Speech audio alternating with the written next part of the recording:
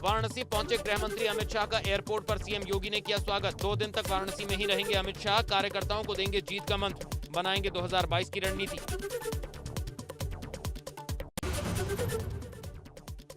गृह मंत्री के काशी दौरे पर डिप्टी सीएम केशव प्रसाद मौर्य का बयान। कहा 2022 के लिए अमित शाह हम सबका मार्गदर्शन करने आ रहे हैं। पहले भी 300 के पार थे, इस बार भी 300 के पार रहेंगे। गृह मंत्री अमित शाह के यूपी दौरे पर अखिलेश यादव का तंज। सपा अध्यक्ष ने ट्वीट कर कसा तंज। कहा यूपी में हार सामने देखकर भाजपा के शीर्ष नेतृत्व में खलबली। यूपी में भाजपा की हार का डर जितना बढ़ेगा उतने दौरे बढ़ेंगे। सुल्तानपुर पहुंचे सीएम योगी आदित्यनाथ। पूर्वांचल एक्सप्रेसवे की तैयारियों का लिया जायजा। 16 नवंबर को पीएम मोदी करेंगे एक्सप्रेसवे का उद्घाटन। सीएम ने एक्सप्रेसवे पर एयरफोर्स फाइटर प्लेन टचडाउन का रिहर्सल भी देखा।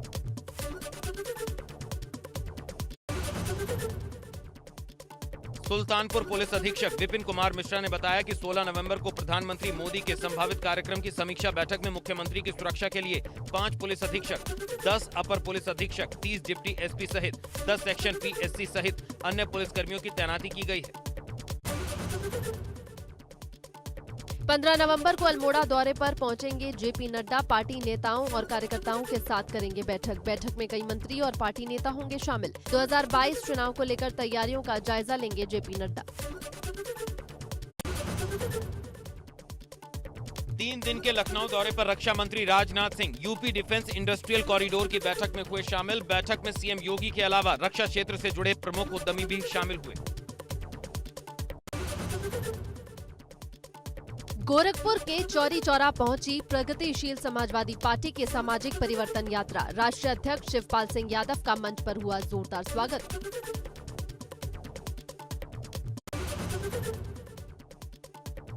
गोरखपुर में व्यापारी मनीष गुप्ता मौत का मामला। सूत्रों के हवाले से खबर। सीबीआई ने राम गढ़ताल पुलिस की टीम को भेजा नोटिस। टीम को केस में सहयोग करने के लिए नोटिस भेजा गया। सीबीआई की एक टीम ने गोरखपुर में डाला डेरा। प्रयागराज में अधिवक्ताओं को योगी सरकार की बड़ी सौगात। योगी कैबिनेट ने अधिवक्ता कल्याण निधि की राशि बढ़ाई। 1,50,000 से बढ़ाकर 5 लाख किया। बार काउंसिल ऑफ यूपी और इलाहाबाद हाईकोर्ट बार एसोसिएशन ने स्वागत किया। लखनऊ में गड्ढा मुक्ति अभियान की समय सीमा 15 दिन बढ़ी। 30 नवंबर तक अभियान चलाने के निर्देश। समय से कार्य न शुरू करने वाले ठेकेदारों को ब्लैकलिस्ट करने के निर्देश। उप मुख्यमंत्री केशव प्रसाद मौर्य ने दिए निर्देश। उच्चाधिकारियों को मौके पर जाकर कार्यों का निरीक्षण करने के भी निर्देश। यूपी के कानून मंत्री ब्रजेश पाठक को जेड श्रेणी की सुरक्षा। केंद्रीय गृह मंत्रालय ने जेड श्रेणी की सुरक्षा देने का फैसला किया। जेड श्रेणी की सुरक्षा में कुल 32 जवान होंगे तैनात। मिशन 2022 को लेकर वाराणसी में भाजपा का महामंथन। 2 दिवसीय यूपी दौरे पर अमित शाह। 2 सत्रों में 2022 के लिए सबसे बड़ी बैठक। अखिलेश की विजय रथ यात्रा के तीसरे चरण का गोरखपुर से आगाज। कल गोरखपुर में जनसभा के बाद विजय रथ लेकर कुशीनगर जाएंगे अखिलेश। 14 नवंबर को लखनऊ वापस लौटेंगे अखिलेश। मुजफ्फरनगर में यूपी सरकार पर जमकर गरजे अखिलेश यादव। जनसभा में किसान कानून व्यवस्था पुलिस कस्टडी में मौत के मामले पर साधा निशाना। लखनऊ में 28 नवंबर को रमाबाई अंबेडकर मैदान में होने वाली इस रैली को आम आदमी पार्टी के संयोजक और दिल्ली के मुख्यमंत्री अरविंद केजरीवाल संबोधित करेंगे। यहां वो यूपी विधानसभा चुनाव को लेकर पार्टी की तरफ से चुनावी वादों और प्रत्याशियों को लेकर बड़े ऐलान कर सकते हैं।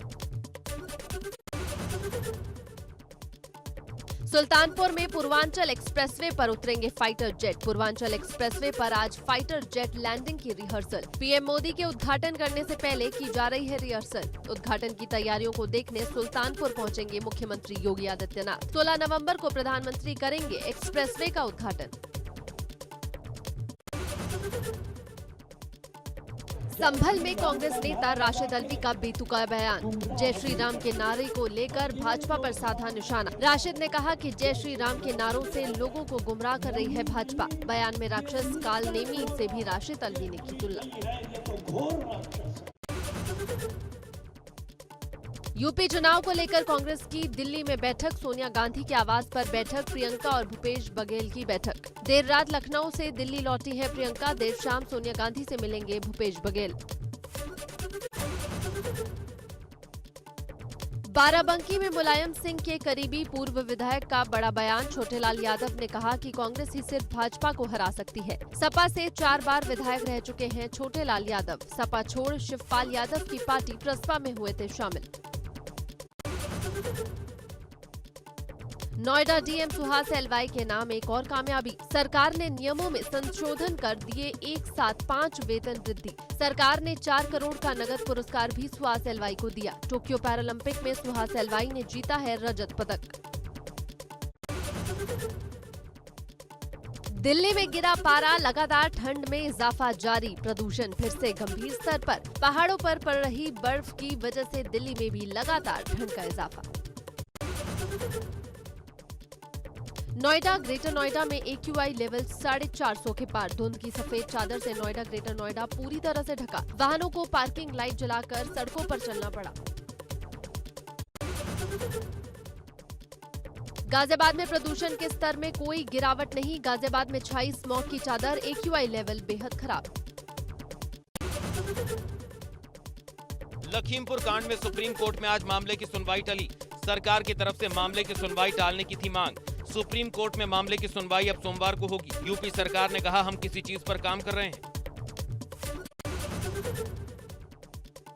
रामनगरी अयोध्या में आज से 84 कोसी परिक्रमा शुरू। कोरोना महामारी के बाद फिर शुरू हुई परिक्रमा, लाखों श्रद्धालुओं के पहुंचने का अनुमान।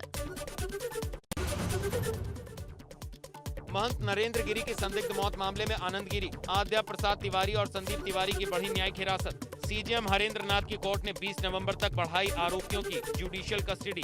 सीजेएम कोर्ट में वीडियो कॉन्फ्रेंसिंग के जरिए हुई पेशी, तीनों आरोपियों पर आत्महत्या के लिए उकसाने का है आरोप। कानपुर के सिद्धनाथ घाट स्थित JPRN कॉलेज के छात्रों का आतंक, विवाद होने के बाद चले लात घूसे, पिटाई से एक युवक हुआ लहूलुहान। छात्रों की दबंगाई का वीडियो सोशल मीडिया पर वायरल। रायबरेली में सरकार की सख्ती बरतने के बावजूद भी नहीं रुक रही हर्ष फायरिंग। एक महिला नेत्री का हर्ष फायरिंग करते वीडियो हुआ वायरल। सीओ सिटी ने कहा, वायरल वीडियो की जांच के बाद होगी कार्रवाई। प्रतापगढ़ में दबंगों के हौसले बुलंद, पुलिस के सामने युवक की दबंगों ने जमकर की पिटाई की लाइव तस्वीरें कैमरे में हुई कैद। कानपुर में कमिश्नरेट के साउथ जोन में गुंडई की तस्वीरें वायरल। मामूली विवाद में गुंडों ने युवक के घर में चलाए बम, घर में बमबाजी कर फरार हुए बाइक सवार। बमबाजी की वारदात CCTV में कैद। लखनऊ में गुरुवार को जीका वायरस संक्रमण के 2 मामले सामने आए। इसकी पुष्टि महानिदेशक चिकित्सा एवं स्वास्थ्य डॉक्टर वेदव्रत ने की।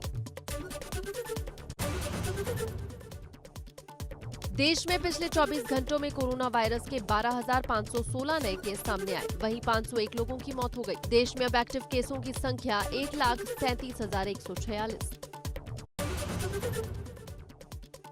देश में कोरोना वायरस संक्रमितों की संख्या बढ़कर आज 3,44,14,186 हो गई है। वहीं उपचाराधीन मरीजों की संख्या घटकर 1,37,416 हुई। वहीं इस बीमारी से जान गंवाने लोगों की संख्या बढ़कर 4,62,690 हुई।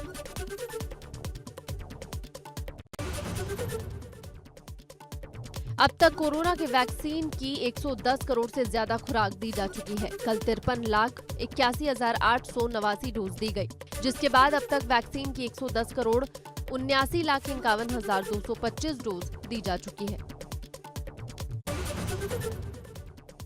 फिरोजाबाद में रेमंड कपड़े के शोरूम के स्टॉक इंचार्ज ने प्लास्टिक के तार से लटक कर लगाई फांसी। मरते समय अमन ने कान में लगा रखा था ईयरफोन। पुलिस कर रही मामले की जांच।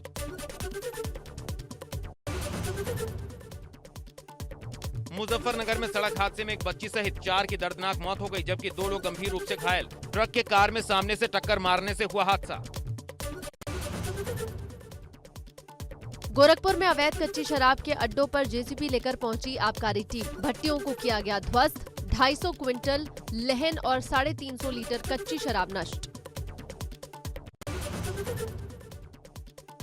देवरिया के एक गांव की रहने वाली किशोरी के साथ दुष्कर्म की वारदात। घटना के बाद पीड़िता के पिता ने थाने पहुंचकर घटना की तहरीर दी। पुलिस ने इसमें नामित सभी आरोपियों को गिरफ्तार किया।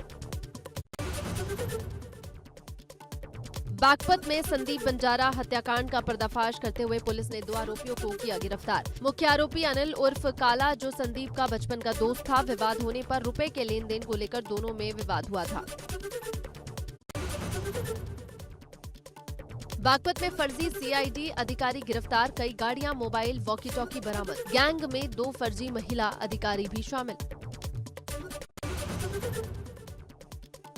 पीलीभीत में 2 पुराने विवाद को लेकर आपस में भिड़े 2 पक्ष, पथराव भी हुआ। विवाद के बीच युवक की चाकू से गोदकर हत्या, आरोपी मौके से फरार। हापुड़ में आगामी चुनाव से पहले पुलिस ने अवैध हथियारों की फैक्ट्री का भंडाफोड़ करते हुए भारी मात्रा में अवैध हथियारों को पकड़ा। पुलिस ने हथियार सप्लायर को किया गिरफ्तार।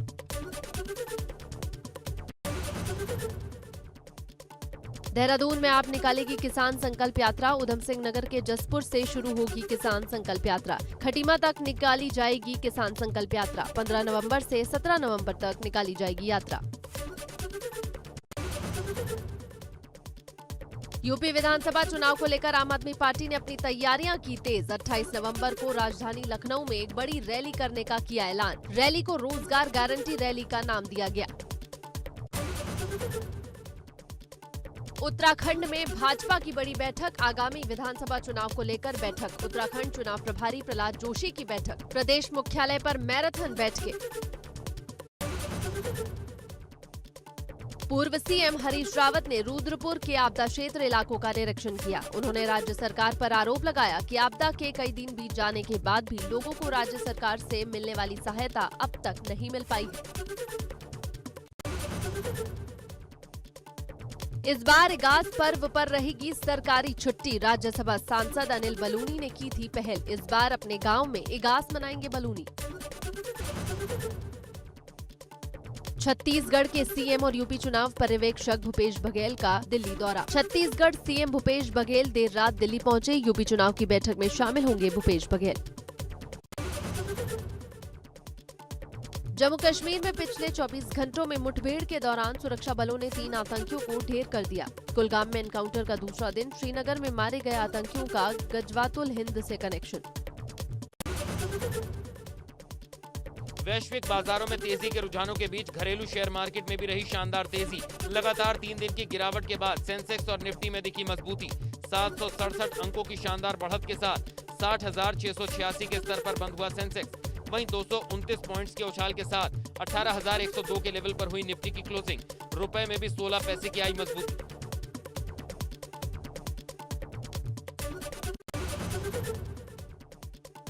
शुक्रवार को एमसीएक्स पर सोने के दाम में मामूली गिरावट आई। आज सोने का भाव 0.29% कम हो गया और 49,075 रुपए प्रति 10 ग्राम पर आ गया। वहीं चांदी का भाव 0.25% गिरकर 66,797 रुपए प्रति किलोग्राम पर पहुंचा।